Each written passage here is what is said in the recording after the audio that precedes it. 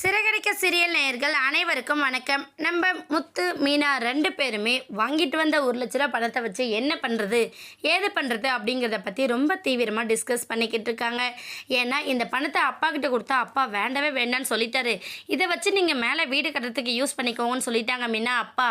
இதை வச்சு நம்ம என்ன பண்ணலாம், அப்பா சொன்னபடி இப்போவே வீடு கட்டுற வேலையை நம்ம ஸ்டார்ட் பண்ணிடுவோமா அப்படின்னு சொல்லிட்டு நம்ம முத்து கேட்க, உடனே மீனாவும் எங்கே இந்த கொஞ்சம் பணத்தை வச்சு நம்மளால் எப்படி ஒரு ரூம் கட்ட முடிக்க முடியும், இந்த பணம் போதுமானதாக இருக்காது, இல்லை இன்னும் கொஞ்சம் சேர்த்து வச்சுக்கலாமா, இல்லை இந்த பணத்தை வச்சு நம்ம இன்னொரு கார் வாங்கி விட்டு வர வாடகையில் சீக்கிரம் நிறைய சேர்த்து வச்சு அதை வச்சு வீடு கட்டிக்கலாமா அப்படிங்கிற மாதிரி அவங்க 2 பேரும் டிஸ்கஸ் பண்ணிக்கிட்டு இருக்காங்க.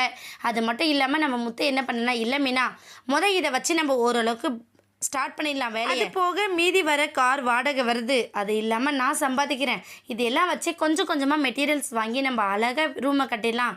ரூமை கட்டி அதில் அப்பாவை கூட்டிகிட்டு போய் உட்கார வச்சாதான் ரொம்பவே சந்தோஷம் இருக்குது.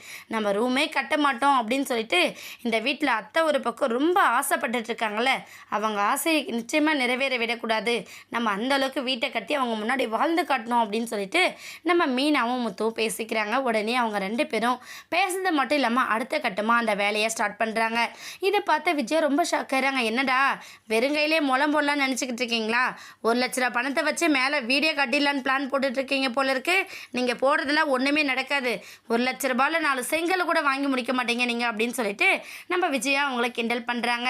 என்ன கிண்டல் பண்ணாலும் கடைசியில் நம்ம முத்துதும் மீனாவும் தான் நம்மளை சேர்ந்து பார்க்க போகிறாங்க அப்படிங்கிறத உணராத நம்ம விஜயா எப்போவுமே மனோஜ் ரோகிணி மட்டும்தான் சந்தோஷமாக இருக்கணும், காரணம் அவங்க தான் வசதியான வீட்டு பசங்க அப்படிங்கிற எண்ணம் நம்ம விஜயாக்குள்ளே இருக்குது.